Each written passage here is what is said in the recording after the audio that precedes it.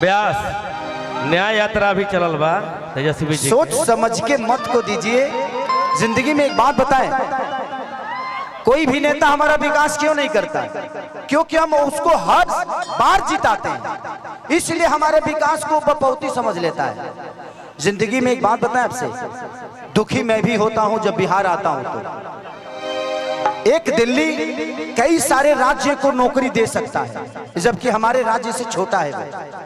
लेकिन एक बिहार अपने बिहार को ही रोजगार नहीं दे पा रहा है, तो ये कितनी शर्म की बात है। एक कलकत्ता कितने सारे राज्य के लोगों को वहां रख के और रोजगार दे देता है। एक पंजाब कितने सारे राज्य के लोगों को वहां रोजगार दे पाता है, लेकिन हमारा बिहार आज भी भीख मांग के ही खा रहा है। ये किसका देन है? हम कलाकार हैं, हम मनोरंजन कराते हैं, इससे ज्यादा हमारी औकात नहीं है।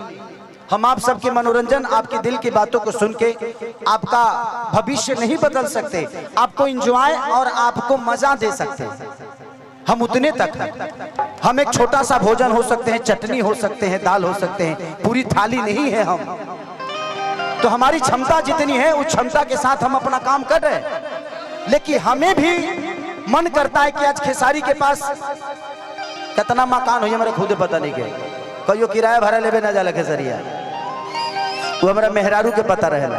लेकिन अगर बिहार में फिल्म सिटी होती और खेसारी लाल यादव बिहार में होता तो करोड़ों करोड़ों रुपया मैं टैक्स देता हूं महाराष्ट्र सरकार को, खेसारी लाल यादव अपने बिहार को टैक्स देता तो करोड़ों रुपया से कम विकास तो होता। क्या बात है, ये हजारों में एक बात है। इस चीज को मांग है हमेशा से कि बिहार में फिल्म सिटी होनी चाहिए। आज खेसारी इतने सारे बंगला, घर द्वार, गाड़ी घोड़ा जो भी लेता है मुंबई शहर में लेता है, क्योंकि क्या करूं, मेरे बच्चे सुरक्षित यहां नहीं रह पाएंगे क्योंकि व्यवस्था ठीक नहीं है। मैं किस स्कूल में पढ़ाऊं? ये नेता अपने बच्चों को तो यहाँ पढ़ाते ही नहीं है, तो हमारे बच्चे कहां से पढ़ पाएंगे?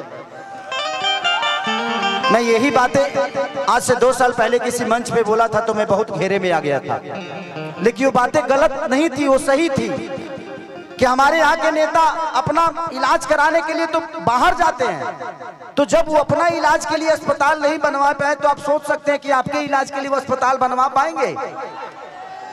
नहीं बनवा पाएंगे। सबसे पहले जानते हैं, पहले खुद को बदलिए। किसी का झंडा लेकर घूमने की जरूरत नहीं है, आप अपने आप को तैयार करिए। सच पूछिए तो हमारे यहाँ आईपीएस और डीएम और अधिकारी बनते हैं ना तो अपने काबिलियत से बनते हैं, उसमें सरकार का कोई योगदान नहीं होता है। हमारे यहाँ के बच्चे अगर शिक्षित होते हैं तो अपने काबिलियत से होते हैं, उसमें किसी सरकार का कोई योगदान नहीं है। और मैं अपने बड़े भाई तेजस्वी जी से एक अनुरोध करूंगा। मैं एक छोटे भाई होने के नाते एक दुख तुम है कि 14 करोड़ की आबादी में 2 लाख की नौकरी से हम बिहार सुधरने वाला नहीं है। अगर करना ही है तो बिहार में कम से कम हजारों फैक्ट्रियां डाल दीजिए। ये बताइए कि जब हमारे पास रोजी होगा तो हम रोड पे नजर आएंगे जी, हम फैक्ट्री में नजर आएंगे। आप हमें रोजी दीजिए, आप हमें व्यवस्था मत दीजिए। उतना कमाने की ताकत है जो अपनी व्यवस्था खुद कर लेंगे हम। हमें व्यवस्था तो दे दीजिए, हमें रोजी दे दीजिए। हम वोट देते हैं, आप वोट मांगने आते हैं, हम रोजी मांगने जाते हैं तो आप भूल जाते हैं कि हाँ इनको भी कुछ देना है। मुझे दुख है इस बात का। मैं नेता नहीं हूं, लेकिन आज नहीं तो कल तो बनना ही है।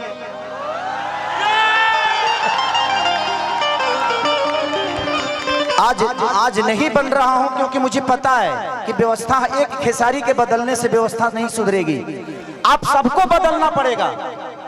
बदलाव ऐसी चीज होती है कि हर उस नेता को डर रहता है कि इस बार अगर विकास नहीं करेंगे तो अगले बार ये लोग वोट नहीं देगा।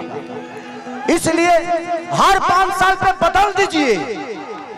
जहां जहां बदलाव हुआ है वहां वहां विकास हुआ है।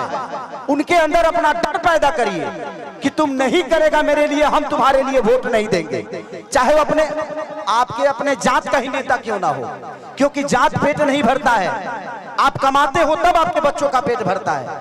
इसलिए मैं कह रहा हूं कि देखिए, हम अगर समाज में हैं तो हमें जात से उठ के जो हमारे लिए अच्छा है, आज तेजस्वी जी 17 महीने में जो काम किए तो हमारे लिए वो अच्छा है ना।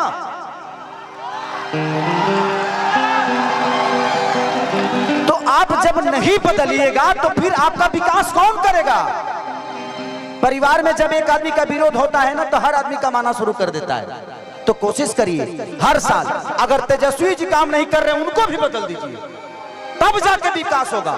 लेकिन हमें अपने बड़े भाई पे विश्वास है कि वो आएगा तो आग लगा देगा। तो हमें बदलने की जरूरत है। मैं ये नहीं कह रहा हूं कि तेजस्वी जी को आप 20 साल बना कर रखिए, नहीं। तेजस्वी जी अगर काम नहीं कर रहे हैं तो उनको भी बदलिए, क्योंकि बदलाव ऐसी चीज होती है कि जीवन में इंसान अपने आप को बदल देता है। क्योंकि हमें विकास चाहिए भाई, हमें जात नहीं चाहिए। जात पेट नहीं भरता है। आज तेजस्वी जी ने नौकरी दिया है तो सिर्फ यादवों को नहीं दिया है, पूरे बिहार के बच्चों को जिनके पास टैलेंट है उनको दिया है। अगर तेजस्वी जी अपने जात को ही प्रमोट करते, अपने बिरादरी को प्रमोट करते, तो इतने सारे लोगों को नौकरी क्यों देते? तो जब वो आदमी अपने जात से हटकर अपना काम कर रहा है तो आपको भी जात से हटना पड़ेगा और जात से हटकर अपना वोट दीजिए। जिंदगी में सबसे बड़ा अधिकार अगर होता है तो वोट का होता है, और आप नहीं समझिएगा तो आपके बच्चों का भविष्य नहीं बदलेगा। जिंदगी में मैं क्या बोला, इस 17 महीने में जो बड़े भाई तेजस्वी जी ने किया, मुझे पहली बार लगा कि हमारे भाइयों को रोजगार मिलना शुरू हो गया। इससे मैं बहुत खुश हूं इस बात से। लेकिन मैं 2 लाख से खुश नहीं हूं। 14 करोड़ की आबादी है हमारे बिहार की, तो मान के चले कि अब 50 लाख भी दे दीजिएगा तब भी उधार नहीं होने वाला है। इससे बेहतर है जो पढ़े हैं वो तो नौकरी ले लेंगे, लेकिन जो नहीं पढ़े हैं उनके लिए तो कम से कम फैक्ट्रियां लगवाइए, ताकि वो भी अपने घर के और बच्चों को पाल सके, अपने बच्चों को भविष्य सोच सके। तो दिल से दुआ है उस भाई के लिए कि उस भाई ने कम से कम 2 लाख लोगों को एक रोजगार तो दे दिया। रोजगार तो मिल गई, लेकिन तनख्वाह मिली कि नहीं कर गारंटी नहीं है। ऐसे जब केहू और के हाथ में बा, पता चलो जे दादा नौकरिए करत नहीं 6 महीना से पेंशन नहीं मिल, तो वो दिक्कत बा।